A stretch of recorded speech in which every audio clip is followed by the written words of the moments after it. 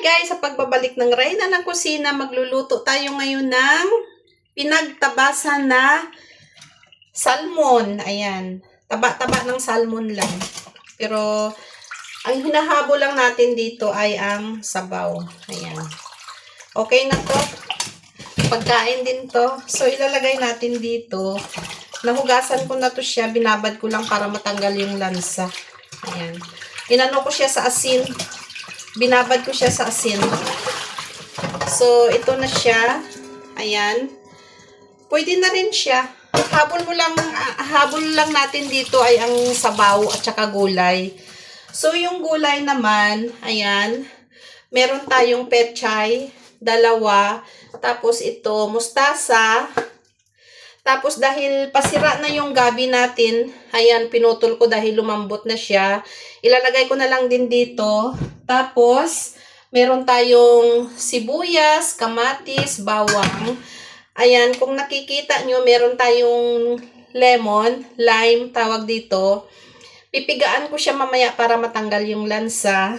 Tapos, syempre, may okra tayo. At saka meron tayong sili. Ayan. Sisigang natin siya dahil kulang yung pang-asim natin. Lagyan natin siya ng lime, 'di ba? Maghiwa na tayo ng ating mga sangkap, kamatis, sibuyas. Igigisa ko to siya para matanggal ang lansa. Maraming luya kasi yun lang yung pagpatanggal ng lansa. So, okay naman tong mga pinagtabasan ng salmon kasi meron din tayong makukuhang mga vitamins diyan, 'di ba? Mga minerals, vitamin. Maganda ang salmon Ayan. So, malaki tong sibuyas natin. Ayan. So, yung luya natin ito, anuhin natin. So, ito yung luya natin. Meron din tayong sili. At saka, syempre, may bawang din. Kompleto to eh. So, ito na yung na-slice natin ang mga sangkap niya. Naglagay na tayo ng mantika. Inuna natin ang ating luya para pangtanggal ang lansa. Ayan. Sinunod na natin ang ating sibuyas. Ayan. Tapos, lalagyan na natin ang ating bawang maya-maya. Lagay na natin ang ating garlic. Ayan.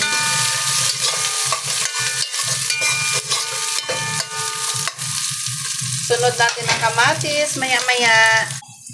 Lagay natin ang ating kamatis.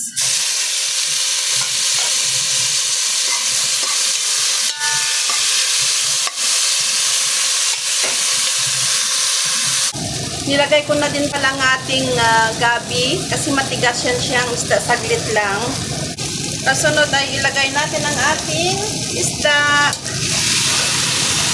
Ayan. Hindi natin siya halo-haloin kasi palitan natin itong sandok natin. Low fire lang siya para hindi madurog ang isda. Maganda daw yung hindi paluto ang isda. Lalagyan natin ng patis.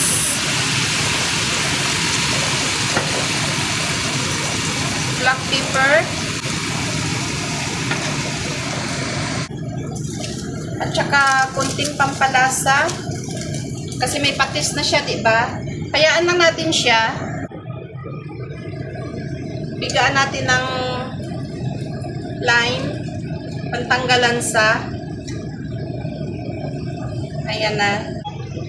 Lagyan natin ng tubig. So hanggang dyan lang yung tubig natin. Lakasan ang apoy.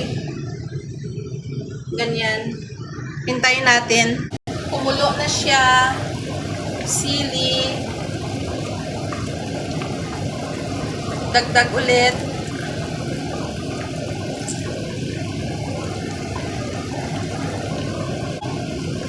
Lagay na natin ang okra. Kasi pag matagal ang laga tayo ng laga, kulo ng kulo. Madudurog yung isda natin kasi manipis lang yan, pinagtabasan lang yan. Mustasa guys. Ayan. Sabay natin ang sinigang mix.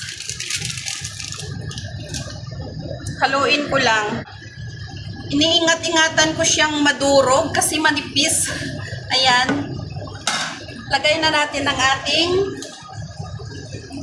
pechay. Nakita nyo guys, napakaraming gulay. Kasi alam nyo naman, gulay is life. Ayan, isang kulo lang yan. Luto na. So, antayin natin. Luto ng ating sinigang na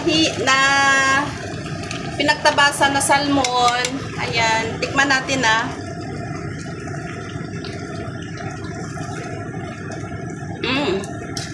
Kulang siya sa sinigang pero okay na.